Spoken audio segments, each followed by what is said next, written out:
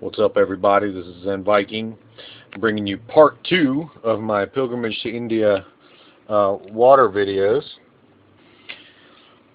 In my first video, I talked about some of the ways I'm going to deal with water, and one of the things I didn't mention was boiling, and I figured that I needed to make another video to explain boiling and why I didn't say anything about it the first time, because there are some huge supporters of boiling out there. Boiling is another method of treating water. It will not get rid of grime and grit, but it will kill bacteria, protozoa, and viruses. So it's about comparable to chemical treatment. One thing it doesn't deal with is toxins. If you have wacky chemicals in the water and you heat it up, it's not. Sometimes that makes it even worse. So boiling is not the end-all to be-all in disaster situations and stuff like that, where you've got gas stations being destroyed and you know all this stuff mixing with the water instead of just like sewage and things like that. Boiling isn't the perfect solution for situations like that. But in situations like mine, where I'm going to be, most of the time camping, we're going camping next weekend, and situations like when I'm going to India for the pilgrimage, boiling could, what am I trying to say? In theory, is a fantastic method as far as its efficacy. However, the problem with boiling is not its efficacy, it's its implementation and its efficiency. The biggest deal is I need a heat source in order to boil. So that's something I need. I also need a vessel to boil in.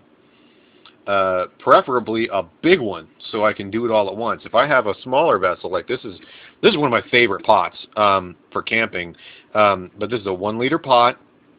It's going to take, depending on what kind of fuel source anyways, I'll come back to the pot. But you have to have a pot. You have to have a heat source. Let me not get into the pot. Let me start with the heat source. Okay. So my heat source, it can be one of three things. It could be a stove of any type. It could be a wood stove. It could be a gas stove. It could be an electric stove. It could be a propane stove.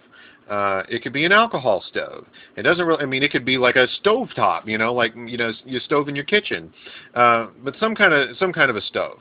The other one, and this lighter is just a representation of it, is a naked flame.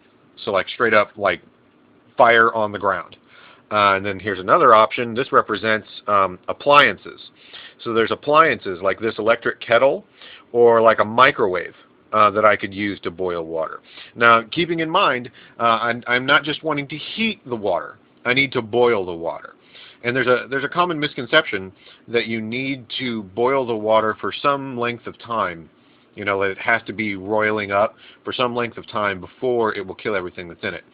And authorities that I know and trust tell me, mostly Cody Lundeen says this, that it does not take all that time. As soon as you reach 212 degrees, the boiling point for water, that stuff's dead. It can't live through it. And that's just pretty much all there is to it. But in the instance of, say, like using a microwave, you would have to get the water actually boiling. And that brings you to your vessel. It'd be kind of hard to get, a gallon of water, in a microwave roiling. It's going to take some time. This would be a better option because you can set it right here for what temperature you want it to be, jack it all the way up to 212, and it'll boil that stuff. And it does it pretty quick. So what are the problems with these? At least as far as, now, talking about camping, I think the biggest downside with boiling is just the amount of time it takes. You got to sit there with the fire, and you have to tend the fire and have the water in there. And a lot of times when you're camping, you don't have big vessels, so you can't do a lot of of water at once. Now that's maybe okay for people in other regions, but in my region, man, we need a lot of water. We plow through it pretty quick. So the idea of sitting around and boiling that much water is just crazy. Not to mention the fact that if it's a camping situation, not a survival, if it's a survival situation, I'll start a fire or whatever. But if it's a camping situation, unless I'm at like a car camping site that's got a big old faucet full of perfectly good water, anyways, I'm going to be out in the back, you know, in the primitive camping areas where they don't allow fires because there's so many wildfires in this area. So those are the concerns with normally with boiling, is you got to have that heat source, and you got to expend the fuel to get that heat source roiling, and you got to tend that fire. The stove you don't have to tend as much as the real fire, but you know, it's something to attend to. Now, for my pilgrimage to India, I'm going to be in pretty much civilized areas almost the whole time. I'm told there's a really long a really long train ride where I probably won't have electricity, so batteries and stuff will be needed during that time, but they'll be needed on the long plane ride too. That's just a function of being mobile. But, you know, I'm going to be sitting in hotels and stuff, and starting a fire is just right out. Having a stove, some of these places might have stoves in them that would allow me to boil water, and that'd be pretty cool. But again, I would have to have a vessel, a big metal vessel, or maybe glass, but either way it's heavy. And you know, this is a smaller vessel. This is 1 liter. This is it's more like 1.5 liters. Actually, the electric kettle wouldn't be bad, but either way, I mean, like, I would have to do this several times. I would have to boil several times in this in order to fill my big boy bag up. You know what I mean? And that's a big pain. I had actually thought about doing the electric kettle, because you can open this thing up and I could just pack gear inside of it while I'm traveling over the, you know, in my plane rides and whatnot, and then just pull it back out and plug that bad boy in at the various at my various hotel rooms. And this honestly isn't completely out of the game yet. I don't think I'm going to go with this right now, but it's not 100% out of the game. But you know, it's a big piece of bulk, and I'm going to have to run it several times. The other issue I'm going to have is that the cooling time, because if I throw it into a flexible water bag like this, this thing is not super. You know, I don't think it's going to be awesome with really hot water.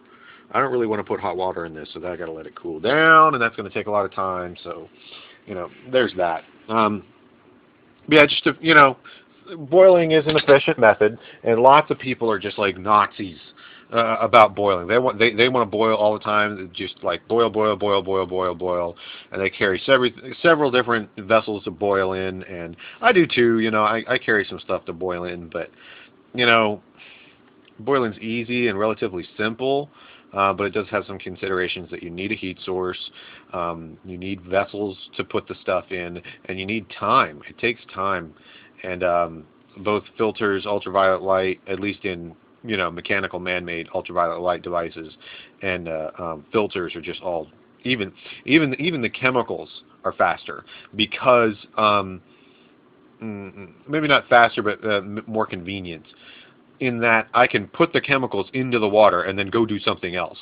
And I don't have to sit here and watch, you know, this stuff boil. Or this one I don't have to watch boil, but I have to take the, you know, I have to go back to it, I have to clean it up, you know, or empty it out, let it cool down, put it into this container, fill it up again, heat it up again. Whereas the chemicals, I can just up the dosage of my chemicals and throw them in here. Or same thing with the ultraviolet light. You know, if I have that ultraviolet light, I'm not doing any of this prep work at the end of the beginning of my day. I'm just dipping that thing in my water bottle and going wishy, wishy, wishy, and then I'm done.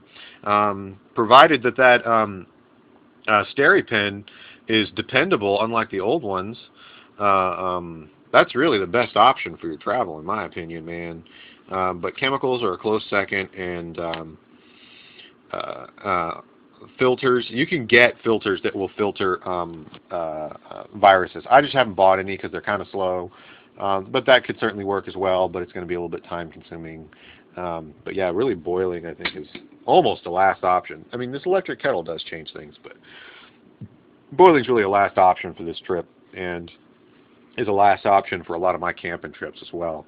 I know there's a lot of people who love boiling, and But you know, it takes a lot of time, takes a lot of energy, takes a lot of weight.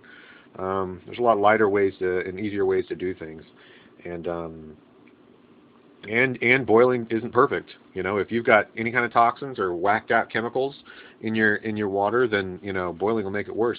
There's even one study I read where they showed that there was some type of a plant spore that was in the water, and when you heated the water, the spore opened up and released some kind of crazy poison into the water. So, yeah, there's that too. Whereas UV and chemicals is pretty much blitzkrieg. You know, as long as you get the right dosage to make sure you're covered whatever happens to be in there, you know, and you've got your sediment and grime concerns under control, you can pretty much kill just about everything. And you know, of course, no, that's stupid. I just made a dumb. No, it's the same, because neither boiling nor chemicals nor ultraviolet light get rid of toxins and contaminants. You really need other stuff that I'm less familiar with in order to make that happen. But thankfully, toxins are not a huge deal all across the board. Anyways, blathering on as usual. Just a few more water concerns, and some thoughts about boiling as not being necessarily the best option out there. All right. It was a lot of fun talking with you guys. This is Zen Viking. I'm rocking out.